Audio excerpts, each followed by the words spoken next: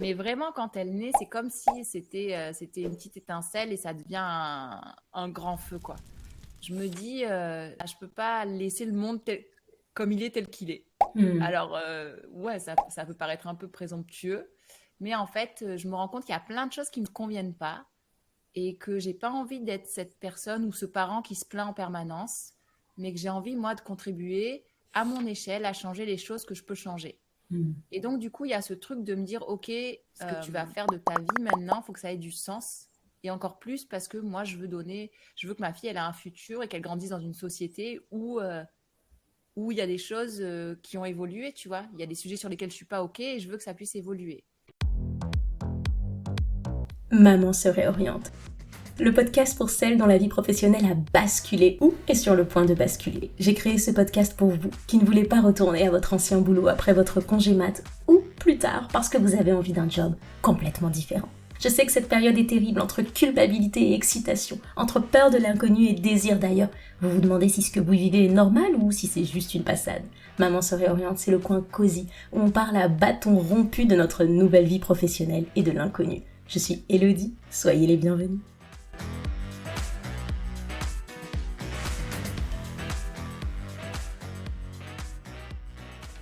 Aujourd'hui, j'ai l'honneur d'accueillir Florie. Pour te la faire courte, Florie, c'est cette ancienne chargée de com qui vivait à Paris il y a quelques années et qui vit aujourd'hui à La Réunion et qui est à la tête d'une marque de papeterie que j'adore, My Blueprint. Florie, c'est cette maman solo qui n'a peur de rien. C'est cette femme qui, il y a plusieurs années, a pris sa fille sous le bras pour aller se former à Las Vegas. C'est cette maman solo qui m'a rappelé quelque chose de très important, qu'il ne faut pas attendre qu'on nous aide, qu'il faut tout simplement demander qu'on nous aide. Bon, je ne t'en dis pas plus et je te laisse découvrir l'épisode. Salut Florie, comment tu vas? Salut Elodie, ça va bien, merci. Et toi? Ben écoute, ça va super bien. Je suis ravie de t'avoir sur le podcast parce que sans le savoir, tu m'aides au quotidien dans mon organisation qui n'est pas encore très organisée, mais j'essaye. Avec ton planeur, j'essaye au quotidien. Merci d'être là, vraiment. Ça me touche beaucoup. Merci à toi de m'inviter. Alors, moi, je veux qu'on rentre directement dans le vif du sujet. Si je dis pas de bêtises, avant d'avoir ta fille,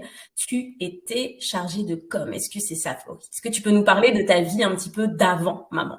Avant d'être maman? Bah, avant d'être maman, j'étais moi. Et j'avais une vie C'est ça. normale. Et après, ça a été différent.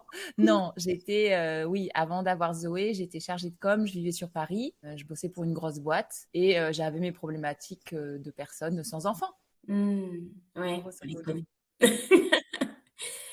On les connaît, ces problématiques. Est-ce que, à ce moment-là, tu te disais, OK, quand je vais avoir un enfant, je sais que tout ça, ça va changer, je sais que tout ça, ça va être à peu près bouleversé. Est-ce que tu avais une idée claire des choses ou pas du tout? Tu te disais, bah, moi, je reprendrai un peu comme avant, quoi. Pas du tout. En fait, je me suis jamais posé plus de questions que ça sur la maternité. Je me suis jamais posé plus de questions que ça sur comment je serai quand je serai une maman. Et c'était pas quand Zoé est arrivée, en fait, c'était pas forcément prévu. Donc, tu vois, j'avais pas préparé le truc, même si Mm. je suis devenue Madame Miss Planification. J'avais pas forcément préparé ça, et je me posais pas de questions en fait sur tous ces sujets-là. J'avais rien anticipé, donc ça a été beaucoup de freestyle. Ouais, ouais, je vois bien le genre. Alors, quand tu tombes enceinte, comment se passe ta grossesse déjà, niveau professionnel? Tu continues de travailler? Est-ce que tu t'arrêtes un petit peu? Ouais.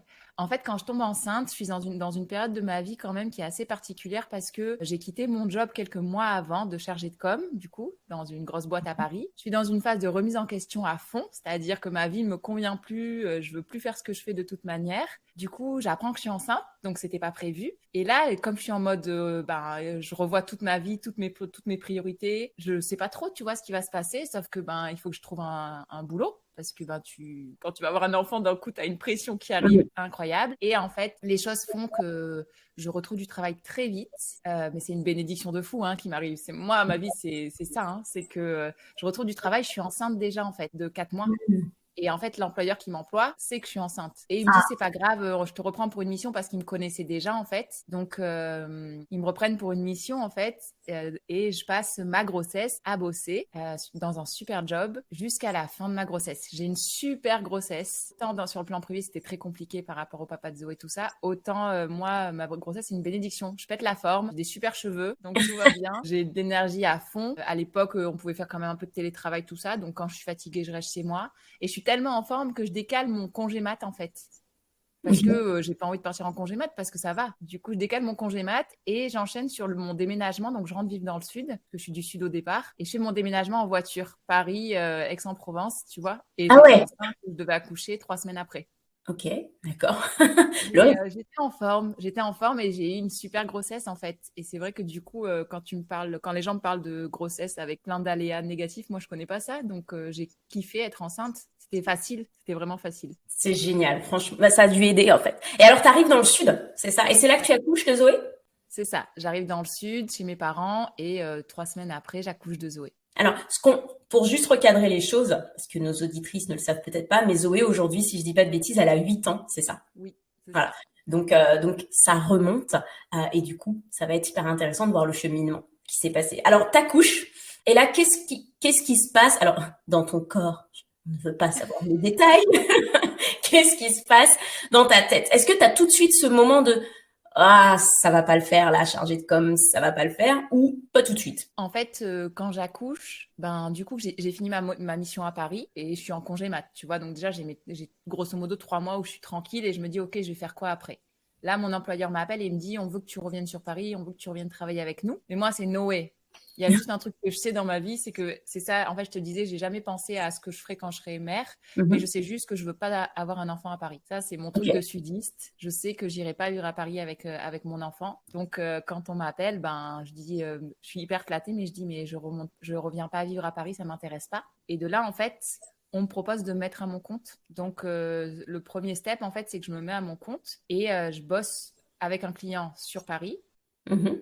Mais du coup, je vis dans le sud, tu vois. Et Mhm. en fait, je fais les allers-retours quand j'ai besoin pour le boulot. Donc, c'est facile, j'ai envie de dire. Enfin, c'est cool, quoi, en tout cas. Toujours en tant que chargé de com. En tant que, ouais, je suis restée chargée de com, mais je pars sur une dimension aussi chargée de projet. Donc, je bosse sur un gros séminaire pour une grosse boîte, Mhm. toujours.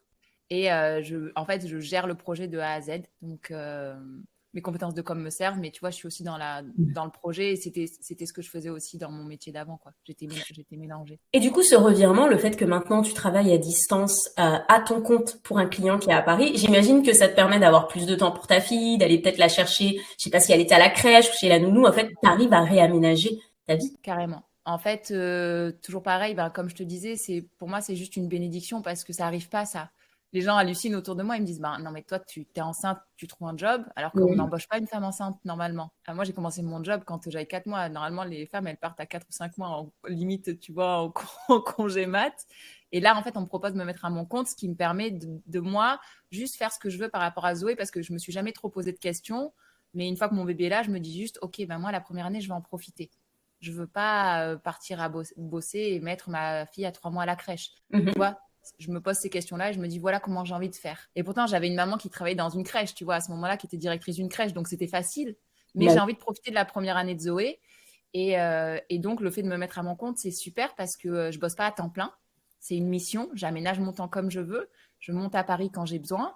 Donc, je profite de cette première année avec Zoé entre être à la maison, m'occuper d'elle, et puis des temps où je dois aller à Paris, tout ça, ben, je m'organise. Mais c'est assez facile en fait en général. Du coup, je suis vraiment alignée sur ma manière de concevoir la maternité. alors J'ai moi, pris une vue de la maison de ce que je voulais faire et comment je travaillais. je vais être obligée de mettre une petite pause sur ce. C'est assez facile parce que sachant qu'en plus, non mais non mais il faut le dire, il y en a qui le savent pas. Tu es seule à ce moment-là, tu es ma mère célibataire. Ce que tu me dis là, en fait, tu le fais toute seule avec ta fille. Comment tu fais? Comment tu t'organises concrètement en fait? Ouais. Alors, oui, je te dis, c'est assez facile. C'est assez facile de le dire maintenant, à reculons, avec le temps qui est passé. Sur le coup, non, c'était pas si facile que ça. Mais en fait, je m'adapte. En fait, je fais un choix très vite. Et ça, je pense que c'est peut-être important de t'en parler. Et pour celles qui écouteront, surtout quand il y a des mamans solo, je fais un choix très vite qui est celui que, comme je veux profiter de Zoé, je veux pas bosser H24 si j'ai pas besoin. Donc, tu vois, le client que je prends, c'est le seul client que je prends, par exemple. Et je me dis, ben, je vais devoir adapter mes besoins financiers, entre guillemets, au Hmm. reste. Parce que si je veux pas bosser tout le temps et avoir plein de clients et faire que ça, ben, j'aurai pas les finances qui vont suivre. Donc, il faut que j'adapte déjà mon style de vie, etc. Donc, tu vois, il y a quand même une remise en question qui se fait sur comment je veux vivre, quels sont mes besoins. Et il y a un choix que je valide très vite, on va dire, et que je valide avec mes parents. C'est ça, c'est important de le dire. C'est qu'à l'époque, donc, quand j'accouche de Zoé dans le sud, je vis chez mes parents. Je suis rentrée vivre avec mes parents. Et très vite, j'ai la discussion avec mes parents de est-ce que je reste avec eux ou pas. Et donc, c'est une discussion qu'on a tous les trois, papa, maman et moi, tu vois, il faut que en trio, parce que du coup, il faut qu'eux, ils soient déjà d'accord que moi, je réintègre, tu vois, un peu le nid familial, alors que ça fait des années que je suis partie de chez mes parents. Donc, il faut déjà qu'ils soient OK, premièrement. Je peux pas m'incruster trop non plus.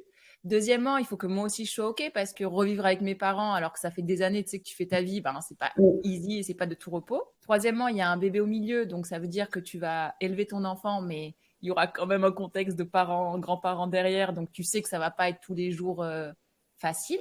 Donc, tu vois, il y avait tout ça qui était là. Et puis, il y a le contexte aussi financier où je me dis, OK, si je veux pouvoir profiter de Zoé, je ne veux pas prendre 50 clients. Et si je ne prends pas 50 clients, je ne pourrais pas avoir des revenus illimités. Donc, je dois faire des choix financiers. Et en fait, avec mes parents, on se met d'un commun accord que je reste et que du coup, j'ai pas d'appart à prendre. Donc, j'ai pas de loyer à sortir, tu vois. Et ça, c'est des discussions très vite que j'ai dû avoir parce que ça a guidé la manière dont j'ai éduqué Zoé après. C'est-à-dire que moi, je voulais beaucoup voyager. Je voulais qu'on puisse aller à droite, à gauche. Je voulais voir des choses. Je voulais que Zoé, elle entende parler anglais très jeune. Et donc, tout ça, en fait, ça m'a aidé à pouvoir faire ce que j'avais envie de faire par la suite.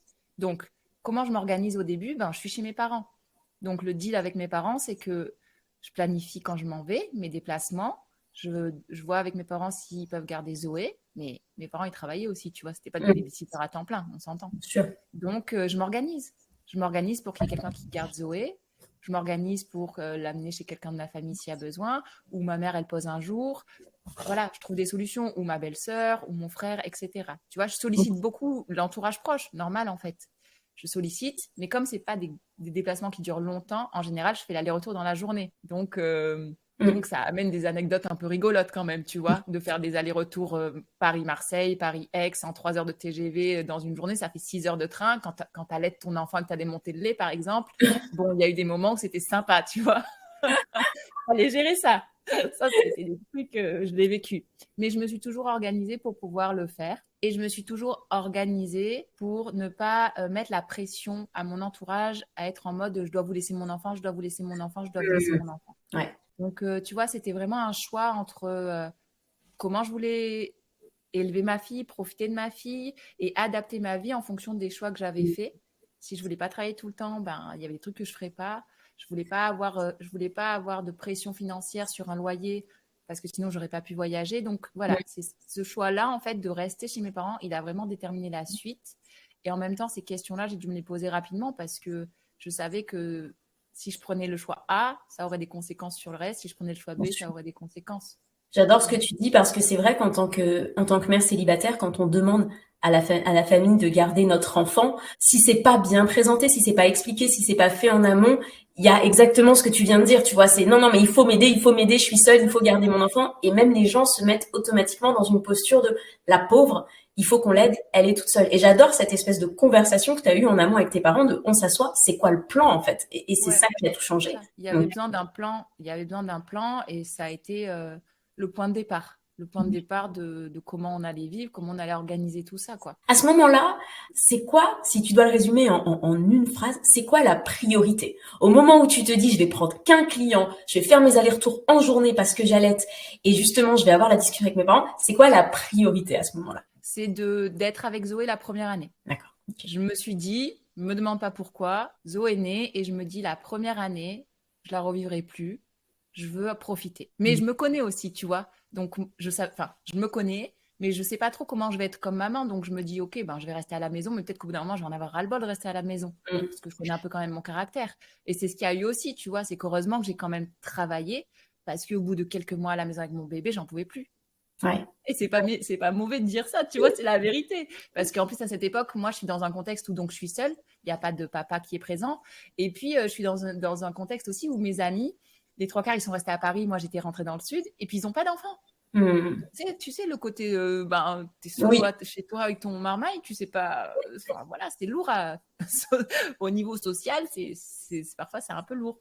Donc, tu vois un peu l'idée. Voilà, donc il y a ça aussi. Donc, mon idée, c'était les 1 an de Zoé, je l'ai fait avec elle, je suis là, parce que je pourrais jamais les racheter. Mais en même temps, je me dis, je me laisse quand même une porte de sortie on va voir, parce que moi, je me fixe un objectif, mais si ça marche pas et que je vois qu'au bout d'un moment, j'en ai trop marre, il faut que je puisse m'adapter. Et en fait, c'est ce que j'ai fait. Et alors, justement, dis-nous, comment il se passe cette année et comment tu adaptes? En vrai, comme tu vois, ça fait un petit moment maintenant avec Zoé à 8 ans, je suis sûre que je vais embellir un peu le truc parce que les souvenirs, on les embellit toujours après, à un moment Ouais. donné. Mais quand même, j'écrivais dans mes planeurs, justement. Donc, si je relis un peu en arrière, je sais que non, c'était pas tout le temps, tu vois, fairy tale et contes de fées. Mhm. Je sais que j'ai aimé ma première année, j'ai jamais regretté cette décision. Ça, c'est sûr. Je sais que j'ai eu des moments difficiles où je me sentais seule, et où j'avais un peu l'impression que je faisais que ça, être une maman, et du coup, c'était difficile.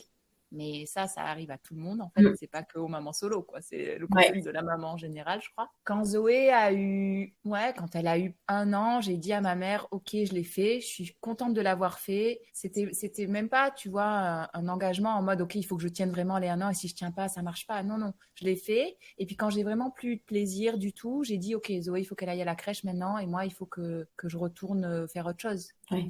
Donc, j'ai fait mon année, c'était super, je me suis régalée. J'ai aucun regret. Et ça, je suis vraiment contente, tu vois, parce que j'ai tellement de gens autour de moi entendu, ben, je peux pas profiter de mon bébé pour X et Y raison. Mm. Moi, j'ai eu le privilège de pouvoir faire les choix qui correspondaient à ce que j'avais envie de vivre. Mm. Donc, je sais que ça arrive pas à tout le monde non plus. Je sais qu'il y a des mamans solo qui n'ont pas le choix, en fait. Ouais. Moi, j'ai eu le choix et je l'ai saisi. Et donc, voilà. Donc, après, Zoé, au bout de 5 ans, elle a fait sa rentrée à la crèche. Et ma maman était directrice de crèche. Donc, tu vois, c'était cool parce que je savais où elle allait. Après, bah, il faut Attends, elle allait que. dans la crèche de ta Ouais, maman. elle allait dans la crèche de ma mère, tu vois. Donc, c'était tout bénef pour moi. Bah, après, il faut prendre les mains tendues, hein. On s'entend quand on est maman solo, on ne va pas rechigner. Et Ouais. voilà, et après Zoé est partie à la crèche. Et du coup, moi, en fait, ça m'a permis de commencer à penser à, OK, ben, par rapport à mon travail, est-ce que j'ai envie d'avoir d'autres clients? Est-ce que j'ai envie d'investir dans d'autres projets? Et c'est comme ça, en fait, que j'ai eu mon idée de mon entreprise. Mhm. C'est que la première année était passée, j'avais une idée d'entreprise dans la tête et je me suis dit, de toute façon, il n'y aura jamais de bon moment, donc c'est maintenant ou jamais. Alors, tiens, pause. Tu sais que dans ce podcast, j'ai inauguré ce que j'appelle le moment wow. C'est-à-dire le moment où justement tu te dis, là, ce que je fais, ça ne me convient plus, je réoriente, tu vois, soit je change de boulot, soit je crée ma société. Est-ce que c'est Ouais. ce moment-là? Est-ce que tu peux me dire si tu te souviens précisément de ce moment wow? Oui. Alors, je m'en souviens parce qu'en fait, ce moment wow, je l'ai, mais je suis pas en France. À ce moment-là, je suis avec Zoé et je suis partie à Las Vegas voyager, puisque je t'ai dit que je voulais voyager, moi. Et donc, quand Zoé a eu 3 mois, on a commencé à prendre l'avion. Donc, aux 2 ans de Zoé, ça faisait 1 an qu'elle était à la crèche à peu près. Je pars à Las Vegas pour la deuxième fois et je vais faire une formation biblique pendant 3 mois là-bas. Donc, quand je suis là-bas, j'ai une idée pour mon business. Je me dis, je vais lancer mon entreprise et c'est là, en fait. Tu vois, c'était dans un coin de ma tête, mais vraiment, quand je suis aux États-Unis, il y a un truc qui me dit, OK, c'est là, c'est maintenant, tu vas le faire, quoi. Tu vas le faire. Donc, je finis ma formation biblique, donc rien à voir avec ma boîte en plus, hein. Je finis ma formation biblique, je rentre en France et là, je dis, OK, c'est parti. Et là, je commence à faire ce que je fais maintenant depuis, du coup, depuis 7 ans, quoi. Je commence à travailler sur mon premier planeur, sur My Blueprint Mais et ça. attends, mais c'est un truc de fou. C'est Las Vegas. Non mais, non mais l'histoire parfaite. C'est Las Vegas, d'accord? La ville où tous les rêves deviennent réalité, qui fait que t'as le déclic et que t'as ton moment wow. Non mais j'adore, je suis trop fan. Attends, et à ce moment-là, t'es avec Zoé à Las Vegas? Ouais, en fait, je suis avec Zoé à Las Vegas parce que on est déjà parti en voyage une fois.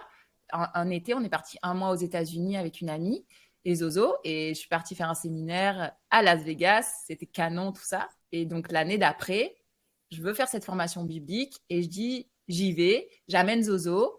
Je vis dans une coloc avec d'autres Français. On passe un super temps. Zoé, elle a une babysitter américaine. Donc Zozo, elle apprend l'anglais à 2 ans, elle parle anglais couramment. Et voilà. Et on vit aux États-Unis. Et, euh, et c'est pas Las Vegas, c'est pas la ville de Las Vegas, tu vois, qui fait que je me dis waouh, je peux rêver et tout accomplir. C'est que c'était ce moment-là en fait. Ouais. C'était ce Ouais. moment-là. Mais c'est vrai qu'après, par contre, quelque chose qui est vrai aussi, c'est que je sais que la dynamique des anglo-saxons, des Américains, elle est tellement boostante et tellement tout est possible avec eux. Tu vois, c'est même pas la ville, c'est Ouais. l'Amérique, quoi. C'est les États-Unis, c'est comme ça. Quand tu vis là-bas, tu as l'impression que tu peux tout accomplir. Et je pense que ça, forcément, ça y a joué dans mon truc de me dire, OK, je vais me lancer. Ouais. Ça, c'est sûr que ça y a joué. Parce qu'après, quand je suis revenue en France, au bout de quelques mois, j'entendais tellement de gens me dire, oh, mais tu es sûre, mais oh là là, ça va être compliqué pour toi. En plus, tu es toute seule, plus Ouais. de sécurité, un bébé. Et là, je me suis dit, putain, heureusement que j'ai pris cette décision là-bas et pas ici, parce qu'ici, je l'aurais jamais prise, en fait, peut-être. Mais c'est exactement ce que j'allais te dire en fait, parce que des fois, en tant que mère célibataire et même en tant que maman tout court, il y a des choses que l'on fait qui te paraissent un petit peu naturelles et qu'on passe sous silence, alors que ça l'est pas, tu vois. Moi, par exemple, le moment où mon business il s'est le plus envolé, c'est quand j'ai déménagé au Canada, parce qu'il y avait cette mentalité dont tu parles, très très américaine, de on y va, you go get it. Enfin, tu vois, enfin, en aucun cas on va dire ah ma pauvre, le ma pauvre, ma pauvre, il m'énerve très très fortement. Alors du coup, est-ce qu'on peut juste revenir parce que je sais qu'il y a beaucoup de personnes qui nous écoutent et qui se mettent des barrières sur des choses dont tu es en train de parler parce que justement, pour ces personnes-là, il n'y a pas d'organisation. C'est-à-dire que quand tu commences à parler de je suis partie 3 mois à Las Vegas faire un stage, naturellement, moi, ce que je me suis dit, parce que j'ai pas bien compris l'info, c'est ah ok, elle a laissé sa fille 3 mois à ses parents, trop canon. Et en fait, toi, tu démontes tout ça et tu t'organises et tu fais de quelque chose que souvent en tant que maman, mais et c'est pas de notre faute, il y a tellement d'injonctions qu'on reçoit qui nous font penser d'un coup que en fait c'est impossible, de toute façon je pourrais pas la faire. Comment toi tu fais ça en fait? Comment toi tu démontes ça et que tu dis non mais attends, moi je vais trouver une nounou et ça va le faire et je prends ma fille. En fait, je sais pas. Je peux pas il y a pas de à ce moment-là, dans ma tête, il y a pas un mécanisme comme je peux avoir maintenant quand Mhm. j'apprends aux gens à bien gérer le temps et tu vois, à mettre en place des choses. Sur le coup, il y a rien, sauf que j'ai quand même bossé, j'ai fait de la gestion de projet. Je pense que mine de rien, j'ai un cerveau qui est en capacité de gérer un projet. Donc pour moi, ma vie, c'est des projets, grosso modo. Donc Mhm. partir à Las Vegas, c'est un projet comme un autre. Donc, quand tu me poses la question, tu sais, au début, quand j'ai commencé à voyager avec Zoé, j'avais plein de gens autour de moi qui me disaient, mais comment tu fais pour voyager seule avec un bébé? Genre, prendre Mhm. l'avion, c'était un obstacle. Mhm. Je disais, ben, je sais pas, je prends le billet, je prends ma fille, j'ai acheté une poussette superbe qui a changé ma vie quand je voyage. Je peux la mettre dans l'avion avec moi et quand je sors le bébé, je la mets avec moi et puis c'est tout. Et puis si j'ai besoin d'aide, je demande de l'aide aux gens. Tu vois, pour moi, Ouais. c'était pas un big deal le truc quoi. C'était juste tu prends l'avion et puis c'est tout. Et heureusement que Ah, mais aujourd'hui, on peut voyager avec des enfants. il y a un truc que tu dis depuis tout à l'heure et qui peut sembler logique, mais je me rends compte que c'est pas forcément logique, c'est tu dis j'accepte les mains tendues en fait. Et là où nous on essaye parfois de se convaincre de il faut que j'y arrive toute seule, il faut que je le fasse toute Ah seule, ouais. tu vois. En Ah fait, ouais, toi ça c'est j'ai bah appris. non. Ça, j'ai Non. appris par contre. Tu vois, être maman solo, ça m'a forcé à connecter avec des gens encore plus. Alors que moi, j'étais un peu introvertie. Moi, j'étais pas du genre la nana sociable avec qui tu vas en soirée, tu vois. Je parle pas aux gens que je connais pas. Le fait d'avoir un enfant, c'est comme d'avoir un chien. Tu te mets à parler à tout le monde, hein. Et quand Ouais, t'es maman solo quand t'es maman solo, que tu voyages, bon, là, je te parle d'avion, mais quand t'es dans le métro à Paris, c'est un peu le même truc, hein. Moi, franchement, j'ai tellement compassion des gens dans les escalators qui marchent pas à Paris que je suis obligée d'aider les gens, quoi. Donc, non, j'ai appris à demander de l'aide. J'ai appris à demander de l'aide et je demande beaucoup. Maintenant, Zoé est plus grande, donc c'est pas pareil, tu vois, mais j'ai appris à demander de l'aide, genre, c'était pas du tout naturel. Au début, il fallait que je me force et c'était un peu gênant pour moi. Mais j'ai appris, tu vois, j'étais dans l'avion, bah, entre le moment où tu dois sortir ta poussette yo-yo parce que c'est la seule qui rentre dans le truc à bagages, tu la sors et où le bébé, faut pas qu'il bouge et tout. Bah, s'il y avait quelqu'un à côté de moi, je disais, excuse-moi, vous pouvez tenir mon bébé. Puis c'était tout, en fait, tu vois. Et ça a commencé comme ça. Donc, quand je dois partir à Vegas faire ma formation, je me pose même pas la question de Zoé, elle reste avec mes parents et moi je pars. Non, non, Zoé, elle vient avec moi. Quand je m'inscris à la formation, j'explique que j'ai un bébé et je demande s'il y a un moyen de m'aider à trouver une babysitter, tu vois. Et en fait, ça se fait. Tu demandes et puis on te dit oui ou on te dit non. Mais en fait, si tu demandes pas, tu sais pas. Du coup, ce principe de je suis maman solo, je dois tout faire toute seule, c'est du bullshit, hein. Faut pas croire parce qu'en fait, parfois on a un espèce d'ego qui vient se placer au milieu, mais non, non, t'es maman solo. Ça veut pas dire que tu vas avoir besoin de des gens tout le temps pour tout, mais en fait, t'as besoin des gens, t'as besoin de demander des trucs. Donc moi j'ai demandé et tu vois, on m'a dit ben oui. Et en fait, la babysitter, c'est pas moi qui la trouve, c'est ceux qui sont là-bas qui trouvent quelqu'un. Après, quand je suis sur place, je la rencontre, je vois si c'est OK. Tu vois, bien sûr, je vais pas être en mode juste OK, on m'a trouvé quelqu'un, donc c'est bon, je mets mon enfant. Je la rencontre, je vois comment ça se passe. On passe un temps et puis voilà, et puis c'est OK. Donc Zoé, le principe, c'est que elle est avec moi. On est dans une espèce de colloque avec 4 autres Français. Ça se passe bien. Tout le monde est au courant que j'arrive avec un bébé qui a 2 ans. Bah, Zoé, ça devient la mascotte du coup de notre colocation. Et le matin, avant que je parte dans mes cours, elle vient avec moi. Tu vois, au début à l'école, on fait le moment de. Comme c'est une école biblique, on fait un moment de worship. Zoé, elle est là. Et après, la babysitter, elle habite à 5 minutes. Je vais la déposer. Je fais mes cours. Et après, je retourne chercher Zoé. Et puis, c'est Mhm. fini.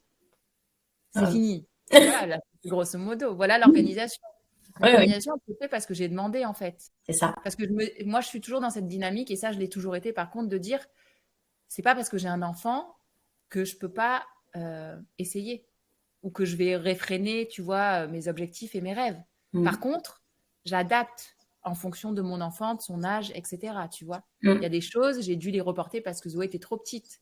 Mm. Et des choses que maintenant je vais accomplir parce que Zoé, elle a l'âge et c'est possible. Mais si tu demandes pas, tu peux jamais savoir en fait. Tu sais, si tu sais jamais, ben après, tu restes juste frustré. Bien Donc, sûr. Zoé, pour moi, ça, et je pense que c'est ça aussi le sujet avec les mamans et les parents en général, hein, c'est que souvent, on se met des freins très vite en se disant, ah ben, comme j'ai un enfant, je vais devoir changer de vie. Ah ben, comme j'ai un enfant, je vais devoir arrêter de faire ci, faire ça. Ben, en fait, non, pas forcément, hein, parce qu'en vrai, les enfants, ils s'adaptent. Tu vois, Zoé, ben, à 3 mois, son premier vol, on est parti en Corse. Après, on est parti à Londres. Après, on est parti aux États-Unis. Après, je suis repartie aux États-Unis. Et en fait, Zoé, ben, elle a pris l'habitude de voyager, de prendre l'avion, et c'est pas un problème pour elle. Elle a toujours dormi, ça s'est toujours bien passé. Bon, ben voilà quoi. Elle a toujours dormi. Vous avez entendu, c'est important. Je te jure. Par contre, elle a toujours dormi, ça c'est un truc de fou. Ouais. Non, non, mais c'est important, ça change tout. Non, mais parce que je sais qu'il y en a parfois qui nous écoutent et vous avez pas les idées claires parce que vous n'avez pas de sommeil. On comprend, parce que le Ouais, sommeil, ça change tout aussi. oui. Donc, moi aussi, je sais que ma vie, elle a démarré quand mon fils a dormi, ça change tout. On voit Bah les oui. choses bien plus Moi, claires. elle dormait dans l'avion, donc c'était facile, hein. Je veux dire, voilà, Ouais. après, bon, ben, il faut des trucs et astuces pour quand les vols sont très longs, mais Zoé, elle dormait dans l'avion. Ouais, c'est calme. Alors, quand tu rentres, du coup, c'est là que naît. Tu rigoles, je suis sûre qu'il y a un truc. Qu'est-ce qui se passe quand tu rentres? Ben non, mais quand je rentre, en fait, je suis tellement dégoûtée d'être rentrée en France parce que Hum, moi, je voulais vivre aux États-Unis que je me dis, oh là là, c'est dur, tu vois, je veux pas être en France, mais je me dis en même temps, bah, c'est comme ça, donc hum. accepte, prends ton mal en patience, on verra pour plus tard pour vivre aux États-Unis, et puis ben lance ta boîte, lance ton projet, et c'est là que du coup, ben j'ai commencé, je connaissais rien. Et puis, bah, j'ai appris sur le tas. Et en fait, je connaissais j'avais le produit. Donc, il me fallait juste la marque pour soutenir le produit, tu Alors vois. attends, petite pause, justement, dis-nous, parce que là, nos auditrices, elles savent pas, tu Ah, avais le produit, qu'est-ce que tu faisais? Qu'est-ce que tu as ouais. lancé comme projet? Donc, pour toutes celles qui ne me connaissent pas, donc je m'appelle Florie. En fait, je suis fondatrice de la marque My Blueprint et j'ai un planeur qui s'appelle le planeur Rewrite Your Story. Donc, c'est, pour faire simple, un agenda bien, bien amélioré pour aider les femmes à gérer leur temps, mais au-delà de ça, à gérer leur vie, remettre les priorités au bon endroit, atteindre leurs objectifs et surtout avoir un plan de croissance personnelle. Et du coup, en fait, j'ai cette idée de planeur depuis la naissance de Zoé, parce que j'ai commencé à utiliser un planeur à ce moment-là et j'ai vu l'impact de dingue dans ma vie. Mais à l'époque, je commande mes planeurs aux États-Unis parce qu'aux États-Unis, ils ont des super planeurs et en France, ils sont nazes. Enfin, ça, c'est mon avis, hein. C'est mon avis. Et donc, du coup, tu vois, en fait, ce planeur, il impacte tellement ma vie dans ce que je fais, dans les petits objectifs que je me mets en place, dans ma maternité, tout ça, que je me dis, si ça marche pour moi, ça va marcher pour d'autres. Et encore plus des mamans seules. Donc, il faut que je fasse quelque chose. Donc, j'ai l'idée de créer un planeur en France, puisque je trouve pas, moi, ce qui me convient. Donc, je me dis, ben, si moi, je trouve pas et que je dois commander à l'étranger, il y en a d'autres comme moi. Donc j'ai le produit et après je me dis bon ben il faut créer une marque, il faut créer une boîte et puis voilà, c'est bon, on y va. Et on est d'accord que là-dessus, la plupart des domaines, vu que tu crées ta boîte, tu pars de zéro. Ah oui, ah oui, oui. Ça t'inquiète pas. Non, parce que ben ça s'apprend en fait. Il y a beaucoup de choses qui s'apprennent comme pour tout. Donc il y a des choses que je sais, tu vois. Après, bon, j'ai fait des études de droit, j'ai fait un master de droit, donc j'ai des compétences en droit. J'ai fait un master en com, donc j'ai des compétences en com. J'ai bossé dans la com, j'ai bossé dans la gestion de projet, donc j'ai quand même pas mal de compétences. Et comme je te dis, mon cerveau il marche en gestion de projet, donc pour moi c'est juste des projets. Je Mmh. suis dans des projets, donc là, la boîte, c'est un projet. Donc, je mets tout ce que je sais faire à ce moment-là au service de la création de ma boîte et de mon produit. Et puis, il y a tout ce que je sais pas faire et je me mets à l'apprendre. Et parfois, j'apprends sur le tas, parfois, je fais des formations, parfois, je bénéficie d'expériences d'autres. Je Mmh. me vautre beaucoup, mais j'apprends sur le tas. Et là, on me dit tout le temps, Pétard, mais comment tu fais? Comme pour prendre l'avion, comme pour partir faire la formation aux États-Unis. On me dit, mais t'es sûr de toi? C'est pas le bon moment quand même? Est-ce que tu vois?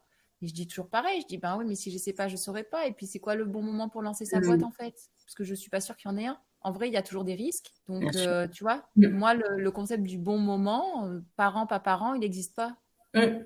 Ah non, mais moi, le bon moment, je me rappelle, on m'a quand même dit un jour, est-ce que tu préfères pas attendre de retrouver un compagnon qui Oui. s'occupera de ton fils pour te lancer? Je dis, waouh, ça fait pas mal d'inconnus, là, tu vois. Attends, dans l'équation, t'attends. Et si peut-être que à un moment donné, Voilà, non, c'est ça. je Donc, sais. et alors, à quoi il ressemble à ce moment-là ton quotidien? Au moment où tu tâtonnes encore, tu te formes, tu viens de lancer ton business, t'as ta fille qui est encore assez jeune, hein. Alors là, mon quotidien, il n'est pas rigolo.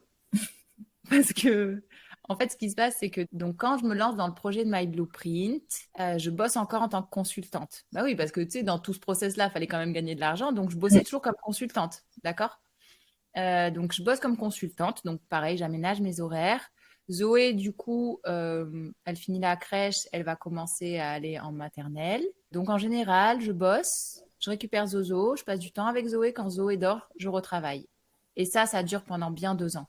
Le fait Hmm. de travailler tous les soirs, ça dure un long moment. Ben, ça coûte, hein. Enfin, je veux dire, les choix qu'on fait, après, il y a un prix à payer à un minimum pendant un certain temps, tu vois. Hmm. Donc, je sais quand même, quand je prends la décision de me lancer, je sais que, bon, ben, j'ai un peu pesé les pour et les contre. Ça va pas être si facile que ça.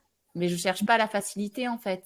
Moi, je veux juste faire quelque chose qui a de l'impact, vraiment, et qui me tient à cœur et en quel je crois. Donc, je me dis, OK, ben, je vais m'organiser, je vais aménager ce qu'il faut. Donc, je travaille beaucoup, mais j'essaie de faire en sorte que ça n'empiète pas sur ma relation avec Zoé et le fait que, ben, elle reste ma priorité, parce qu'il y a toujours pas, il y a pas de papa dans l'histoire, tu vois. Donc, on est toujours sur le même truc que t'es maman solo. Donc, c'est toi la figure maternelle et paternelle en même temps. Hmm. Donc, mon quotidien, il est rythmé de beaucoup de travail et d'enfants, on va dire. Euh, Moins d'amitié, tout ça, parce que, en fait, j'ai des priorités et du coup, ben, forcément, tu fais des choix. Et puis, comme tu sais, je suis pas trop la fille qui aime se faciliter la tâche, mais c'est pas parce que je veux pas, en fait. Moi, je voudrais que ce soit facile, mais il y a des choses dans ma vie qui font que j'ai toujours des idées, bonnes idées. Non, en fait, après, je pars vivre à La Réunion. Hmm. Donc, My Blueprint, ça fait 2 ans. Ouais, c'est ça. C'est le deuxième planeur. Et en fait, je déménage à La Réunion. Donc, mes parents restent en métropole et moi, je suis à La Réunion. Donc là, ça ajoute un nouveau challenge aussi. Il n'y a pas forcément la famille à proximité. Il y avait mon frère qui habitait à La Réunion quand j'arrive quand même, donc ça aide. Mais mon frère, c'est pas mes parents, c'est pas la même disponibilité, Hmm. c'est pas tout ça, tu vois. Et donc du coup, ça challenge un peu aussi mon organisation, mais ben, tu t'adaptes quoi. Hmm. Tu Exactement. t'adaptes. Il y a quelque chose que tu as dit qui, j'aimerais bien rebondir là-dessus, c'est tu parles un petit peu Mhm. de l'impact justement, et j'aimerais que tu développes cette notion d'impact justement que tu veux avoir et par rapport à ta fille. Oui, en fait, quand Zo est née, il y a un truc en moi qui se réveille. Il était déjà là, tu vois, parce que quand je tombe enceinte, en fait, je suis dans une période de remise en question de ma vie. Mais vraiment, quand elle naît, c'est comme si c'était une petite étincelle et ça devient un grand feu, quoi. Je me dis, ah, je peux pas laisser le monde comme il est, tel qu'il est. Hmm. Alors, ouais, ça peut paraître un peu présomptueux, mais en fait, je me rends compte qu'il y a plein de choses qui me conviennent pas et que j'ai pas envie d'être cette personne ou ce parent qui se plaint en permanence, mais que j'ai envie, moi, de contribuer à mon échelle à changer les choses que je peux changer. Hmm. Et donc, du coup, il y a ce truc de me dire, OK, ce que tu vas faire de ta vie maintenant, il faut que ça ait du sens. Et encore plus parce que moi, je veux que ma fille, elle a un futur et qu'elle grandisse dans une société où il y a des choses qui ont évolué, tu vois. Il y a des sujets sur lesquels je suis pas OK et je veux que ça puisse évoluer. Et en fait, My Blueprint, c'est né de ça aussi, tu vois. C'est né du fait est que j'ai pas envie de passer ma vie à bosser pour quelqu'un et le job que je vais faire où je vais passer plus de la moitié de ma vie, il n'aura pas d'impact. Et Mhm. bosser pour quelqu'un et puis bah, j'en ressortirai pas forcément grandi. Je vais peut-être passer à côté de ma fille et j'ai pas envie. Et j'ai envie d'impacter les vies aussi, tu vois. J'ai envie que d'autres personnes puissent profiter de leur vie pleinement, qu'elles soient pas à rechigner leurs rêves parce qu'elles ont eu des enfants. Et en fait, tu vois, tout ça fait que My Blueprint, c'est l'essence de My Blueprint. Elle naît quand je me mets à utiliser un planeur et elle naît avec Zoé, en fait. Dans Mhm. cette volonté de, OK, à mon échelle, faut que j'amène un changement positif. Mhm. Donc, Oh, Michel, je vais j'adore. faire un truc. Et alors, bon, du coup, ça y est, t'es à La Réunion. My Blueprint a plusieurs planeurs derrière soi. Est-ce que, là, ça fait combien de temps que tu es à La Réunion aujourd'hui? J'y suis depuis, du coup, septembre 2018. D'accord. Donc, est-ce que depuis 2018, tu es toujours maintenant en 2023, au moment où on fait cet épisode, à la tête de My Blueprint, est-ce que tu as trouvé un équilibre entre ta vie de mère célibataire et ta vie de chef d'entreprise? Euh, Dis-nous oui. Alors, j'ai toujours mes blueprints. Donc, sur ça, oui. Je me suis posé combien de fois la question si j'allais pas fermer ma boîte et faire autre chose. Je peux pas te dire la réponse parce que j'ai dû y penser 1 milliard de fois depuis ces 5 dernières années, surtout depuis que je suis à La Réunion. Mais en fait, non, je continue parce que ça a du sens pour moi toujours et parce qu'en fait, je me rends compte au plus le temps passe, au plus que c'est de la bénédiction d'avoir ma propre boîte pour Mhm, X et Y raisons. Parce que quand t'es petit, on te dit petit enfant, petit problème, grand enfant, grand problème, en fait. mhm, Et manager ton temps, gérer les urgences avec un enfant, ça continue tout au long, en fait. mhm, À 2 ans, ils sont à la crèche. À 5, ils sont à l'école. Après, à 11, ils vont être au collège. Et en fait, il y a toujours des trucs avec les enfants. Donc, le fait d'être à mon compte, c'est incroyable parce que ça m'aide à surfer sur les imprévus, sur les grèves, sur les Covid. Tu vois, tout ça, en fait, d'être à mon compte, ça m'a aidé à tout ça, quoi, d'avoir ma boîte. Donc, je trouve ça génial d'être maman et d'être chef d'entreprise parce que le fait d'être chef d'entreprise, ça amène beaucoup de contraintes, c'est sûr, mais ça m'aide à être une meilleure maman. mhm. Zoé, elle sait pas ce que c'est en fait un parent qui vient pas la chercher à l'école à 4 heures Bien sûr. ou se faire garder jusqu'à 18 heures ou 19 heures par une nounou. Zoé, elle sait pas tout ça, tu vois, donc parfois je lui dis, ou elle se rend compte parce que maintenant elle a 8 ans et qu'elle a des copines et qu'elle voit un peu, mais elle se rend pas compte, tu vois, donc parfois elle me dit limite, maman, t'abuses, t'es arrivée à 10 minutes en retard. Je dis, non mais toi, t'as craqué, quoi, tu sais pas ce que c'est en fait. Les parents qui sont pas là, les enfants tu vois, et pour elle, parce que pour elle, sa normalité, c'est que maman, elle a toujours été là. Ouais. Elle a toujours été là pour la déposer à l'école, pour aller la chercher à l'école, Mhm, pour tous les spectacles et les tralala. Pourquoi? Parce que bien j'ai sûr. toujours pu adapter en fait Mhm, mon emploi du temps. Et c'est pour ça aussi, tu vois, que je continue ce que je fais aussi, parce que j'ai une flexibilité que j'aurai jamais ailleurs. C'est un mhm, luxe aujourd'hui.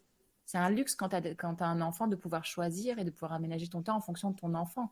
mhm. Et on Parce est que d'accord 8 ans ou pas, ça reste toujours ma priorité en fait. Et on est d'accord que Donc, le luxe, quand on devient maman, et pas que mère célibataire, quand on devient maman, c'est oui. le temps et c'est plus Bah l'argent. oui. Je me suis rendu compte. Non, mais c'est vrai. C'est vrai, tu vois. Donc, en fait, il n'y a aucun salaire qui peut arriver à la hauteur de ce que j'ai aujourd'hui en Mhm. termes d'aménagement de mon temps. Donc, Waouh, comme je n'ai pas j'adore. trouvé, voilà. Franchement, ça aurait pu être la phrase de clôture tellement cette phrase est magique. J'adore. Florie, du coup, aujourd'hui, je suis persuadée qu'il y a beaucoup de mamans qui nous écoutent et qui se disent qu'elles ont envie de se réorienter, mais que Mm. peut-être que justement c'est compliqué parce qu'elles n'ont pas les connaissances, parce qu'elles n'ont pas forcément le temps. Quel conseil est-ce que tu pourrais leur donner en fonction de ton expérience? Petit 1, il n'y aura jamais de moment parfait. Donc, ça ne sert à rien d'attendre. Mhm. Petit 2, ben, sûrement que tu vas te vautrer à un moment donné parce que l'erreur fait partie de la croissance. Petit 3, fais-toi accompagner parce que en te faisant accompagner, tu gagneras du temps, de l'argent, de l'énergie. Donc ça, pour une maman, c'est quand même important parce que c'est pas comme si on en avait en illimité. Et puis après, si tu sais pas, tu sauras pas. J'adore. En Donc, 3 étapes. Je rajoute une quatrième étape parce que je l'ai, ça a changé ma vie. Petit 4, tu achètes le planeur. De Florie. Non, peut-être tu apprends à bien t'organiser. non, mais exactement, parce que on néglige ça, mais ça change tout. Euh, Merci beaucoup, Florie. On te souhaite le meilleur. Merci Merci d'être à venue toi. dans cet épisode et j'espère qu'on pourra te retrouver pour les prochains épisodes parce que je suis persuadée qu'il y en aura d'autres. Ça marche. Merci beaucoup. Merci, Florie. Au revoir. J'espère que cet épisode t'a plu. Si toi aussi tu te poses des questions actuellement sur ta vie professionnelle, si tu as l'impression de ne plus forcément être à ta place là où tu es actuellement, sache que j'ai créé un quiz pour toi totalement gratuit pour te permettre d'y voir un petit peu plus clair. Tu le trouveras dans la description de cet épisode. Je te remercie encore d'avoir été là, je te remercie encore d'avoir écouté ce podcast et je te dis à très bientôt.